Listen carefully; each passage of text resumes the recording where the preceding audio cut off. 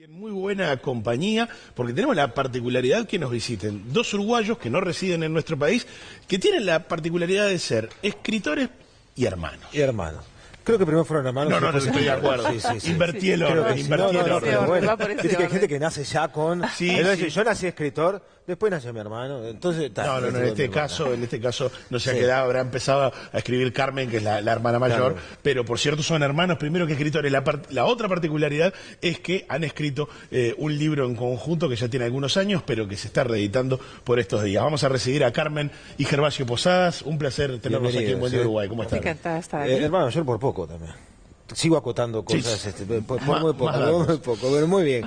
Lindo el tema, porque además, ya de por sí, escribir un libro en conjunto debe tener su complejidad, porque cada individuo tiene visiones diferentes de un mismo hecho, ¿no? Pero acá, Cristian, en este libro que estás mostrando, se remontan a buena parte de su vida, de sus vidas. Efectivamente. Bueno, siguiendo los pasos de un papá diplomático que lo llevó por el resto del mundo, hoy caviar, mañana sardinas. Se llama así porque es un poco la metáfora de que es la vida de los diplomáticos, que un día estás comiendo caviar en el Kremlin o tomando el té con la reina de Inglaterra y poco después tomándote un sándwich de sardinas en una oficinucha de, yo qué sé, de un ministerio o de Kuala Lumpur. Entonces, la vida de los diplomáticos es así, como arriba y abajo. Que tiene esos contrastes. Sí. Y bueno, y en el libro está plasmado toda esa vivencia, que era, digamos, el paisaje habitual de ustedes cuando niños. Sí, es un poco el recorrido de la vida de los diplomáticos a través de la voz de nuestra madre. Y es pues en la España de los años 60 cuando llegamos nosotros allí destinados, luego la Unión Soviética en los años 70, en la época de Brezhnev, digamos. Miren qué panorama, ¿no? Franco, Brezhnev, y después Lady Di en los 80. Bueno, ahora, recién describían dos situaciones bien distintas, ¿no? El hecho de estar participando de eventos o momentos que están muy ajustados a lo que marca la diplomacia, la etiqueta, el protocolo, y otros bastante más contracturados, hasta de entre casa. ¿Se disfrutan de la misma manera? Bueno, a mí siempre me han gustado mucho los contrastes y en realidad nosotros hasta que escribimos este libro no nos dimos cuenta que habíamos tenido una vida tan pintoresca. Claro. No sé, por ejemplo, mi madre hizo un striptease delante de la reina de Inglaterra. ¿Qué tal? ¿A qué eso es imbatible? ¿A qué eso es imbatible? Eso es imbatible. ¿En qué contexto? ¿En qué marco? ¿Cómo se dio eso? Pues mira, te voy a explicar. Para presentarse ante la reina de Inglaterra, primero te manda una especie de coach que te explica exactamente cómo tienes que hacer. El protocolo. Sí, pero bueno, desde cómo te tienes que vestir, a qué tamaño tienen que tener los guantes, 3 pasitos adelante, 2 pasitos hacia atrás, la reverencia, buenos días, le das la mano, primero la llamas Your Majesty, después le llamas Ma'am, o sea, todo esto es muy complicado. Bueno, mi madre ya iba adiestrada para toda esta gimnasia social y se había puesto un maravilloso vestido como de gasa rosado y entonces y una larga cadena de oro, ¿no? Porque hay que ir vestido de colores brillantes porque si no la reina piensa que estás triste.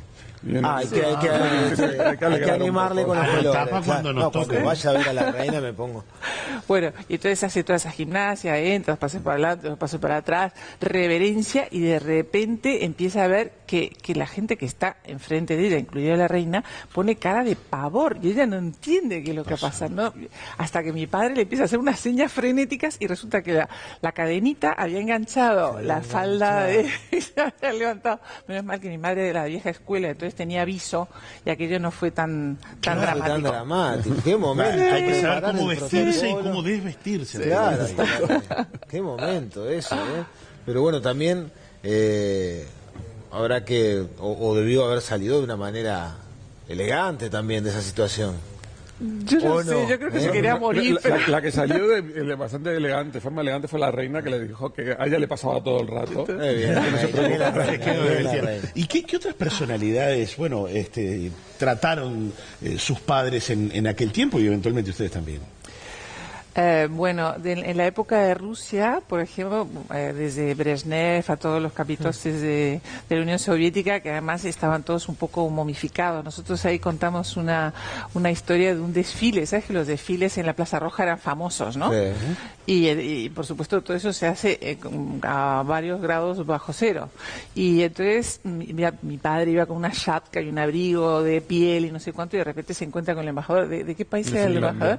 El embajador de Finlandia, que venía con una gabardinita. Tranquilo. Entonces, no, papá dice, bueno, claro, como este señor de Finlandia debe estar acostumbrado, ¿no? Pero, en fin, de todas maneras, hace 40 grados bajo cero, ¿qué hace con esta gabardinita? Y el embajador de Finlandia estaba encantado, así, perfecto, y de repente se empieza a poner lívido. ¿Cuál era el problema? Que tenía una gabardina con unas pilas que calentaba, pero un momento dado aquello dejó de funcionar se quedó sin pila. y casi se queda como un sorbete. Se quedó sin pila la gabardina, claro, qué historia. Ahora, Gervasio, cuentan algo realmente interesante también, ¿no? Porque mencionaban a varios de ustedes que tiene un protagonismo total en el libro, y esas peripecias o esas estrategias como para, en épocas en donde los recursos no abundaban en las representaciones diplomáticas, ingeniárselas para impresionar a quienes invitaban. Sí, o sea, al final, digamos, los diplomáticos lo que tienen que es intentar seducir un poco, conseguir buenas relaciones con los distintos ministerios, con las distintas personas que pueden interesar al país que representas, y la seducción viene mucho por el estómago. Claro. Lo que pasa es que, claro, el presupuesto de la Embajada de Uruguay no es el mismo que el de la Embajada de Francia o que de Estados Unidos, y entonces hay que emplear mucho la imaginación para... ¿Cuál era la estrategia o alguna de Sobre ellas? todo, como se suele decir vulgarmente, el dar gato por liebre. O sea, mi madre era muy experta en disimular las cosas para que parecieran otra cosa, ¿no? A la guerra con un tenedor. Es Uruguay.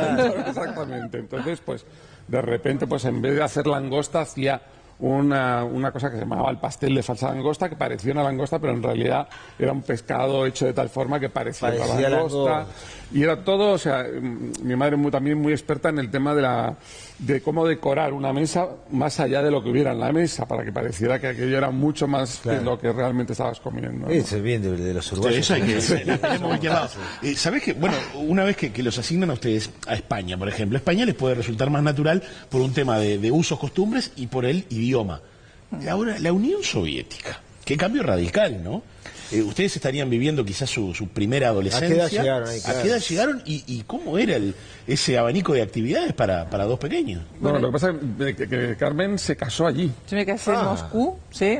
En las colinas de Lenin, en una iglesia ortodoxa, pero por el rito católico, que fue como una boda ecuménica, y después fui a dejar el ramo de novia a Lenin. Que mi madre todavía no me ha perdonado hasta el día de hoy. No, Lenin estaba momificado. Estaba momificado. Lo que hacían todas las novias en esa época. Es ritual de tirarlo así, ¿no? Claro, no porque no lo hagan. Pero de todas maneras, los detalles los tienes que Gervasio, porque aquí donde lo ven, él es pionero de la Unión Soviética. ¿Sabes lo que es un pionero? ¿Qué? Un Boy Scout del Partido Comunista. Ah, sí. Ah, mirá, bien. Bueno, qué experiencia también. Sí, porque bueno, lo que pasaba era un poco eso, que llegábamos a un país que todavía desconocíamos y la mejor forma de aprender el idioma pues es la inmersión, y entonces mis padres me mandaban en verano a un campamento con otros chicos, que era el campamento de los pioneros, y entonces pues convivía en esos campamentos durante un par de meses todos los veranos. ¿Cómo era ese tipo de vivencia? ¿Había algún tipo de simulacro por la amenaza nuclear? Todo el rato. O sea, yo en este momento he perdido mucha práctica, pero en su momento sabía montar y desmontar un Kalashnikov. Sí. Así nomás. Sí, o sea, de repente nos sonaba una sirena, tenías que ir corriendo, ponerte una máscara de gas, y luego teníamos, o sea, no era una Kalashnikov de verdad, era una cosa de madera, con piezas de madera, y tenías que montarlo y ponértela. El libro tiene recetas. Tiene recetas. Es decir, y yo ojeándolo, a mí me encanta cocinar, me encanta comer además. Vas a tener muchas ideas ahí, vas a ver. El estrogonoff de oso. Lo que pasa es que el oso está carísimo. El oso acá en Uruguay está complicado. El oso está complicado. Pero hubo que también acostumbrarse a eso, ¿no? Pero sobre todo había que acostumbrarse a la poca cantidad de suministro que había en general. El oso era en los días de fiesta. Había el día de oso. fiesta había oso. Acá hacemos un asado, hacemos un oso. ¿Cómo es comer ¿Cómo es el oso? ¿A qué sabe el oso? Pues mira, es que como era en ese momento la Unión Soviética era la economía planificada, entonces de repente te ibas al mercado y solo había pepinos. O la semana siguiente solo había patatas. O solo había repollo. Y cuando yo me casé había como un superávit de oso.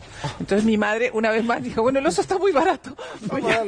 Vamos a darle oso a los invitados. Es muy complicado preparar el oso porque lo tienes que dejar macerando como 3 semanas. Claro, para que ellos se ablanden. Para que se ablande un poco. Por lo menos un par de días hay que dejarlo para que se ablande. Tipo así, estofado, guiso, ¿no? Claro, O sea, lo que pasa es que como a mi madre le gustaban mucho las puestas en escena, para que no se notara que el oso estaba un poco duro, fue al Teatro Bolshoi, que es el famoso Teatro Bolshoi, y les pidió que le prestaran una enorme cabeza de oso. ¿De oso? ¿Una cabeza de oso? Esto es muy políticamente incorrecto, comprenderás que ahora nosotros no podemos contar esta historia, pero estamos hablando del año 72 y las cosas eran un poquito distintas. Entonces puso la enorme cabeza de oso en la mesa y después el stroganoff que venía un poco flambeado y no sé qué, y entre las velas y la cabeza del oso disimuló que la carne lo que estaba hablábamos blanda. antes, que era mucho más importante la escenografía que el Bueno, contenido. también hablando de mostrarles, vamos a mostrar, esta es seguramente una producción bastante reciente, ¿no? Sí, es Carmen? del mes de octubre. Hace poquitos meses, La hija de Cayetana,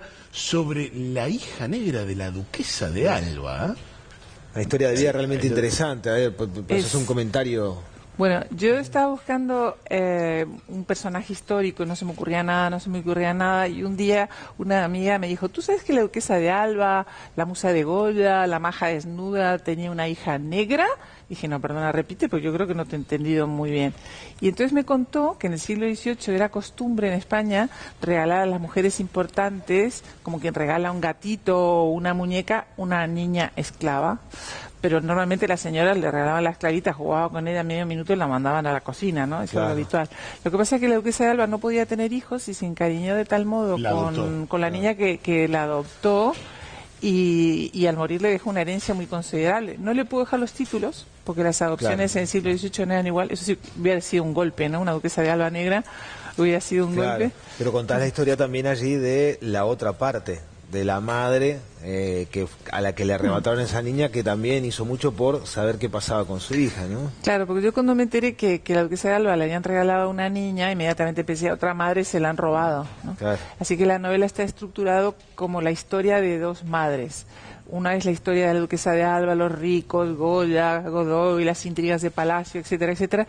Y la otra es la historia muy desconocida de los esclavos en España, porque todos sabíamos que había esclavos en las colonias, pero no que hubiera también en la península. Entonces es la historia de Trinidad, la madre biológica, que le roban a su hija y que intenta recuperarla. Mucho y muy bueno para leer, entonces ambos libros están disponibles por aquí. La hija de Cayetana, de Carmen Posadas, y Hoy caviar, mañana sardinas, de Carmen y Gervasio Posadas. Hoy caviar, mañana sardina, oso. Oso, sí. ¿no? O sea, de eso se trata. Luego para que veas la receta, yo te quiero ver cocinando aquí. Yo si consigo oso, de oso. pero ¿cómo? No, pasado de oso, lo que sea. ¿Podés acompañarlo con leche de pantera? ¿Cómo no? Bueno, yo no la ordeño, por la duda. Muy bien, pero realmente interesante, los felicitamos por el trabajo y ha sido muy grato conocerlos, Carmen. Muchas gracias. Felicitarlos por el trabajo, me lo voy a llevar para leerlo, o sea, a pedir la próxima que me lo preste. Muchas gracias, Gracias.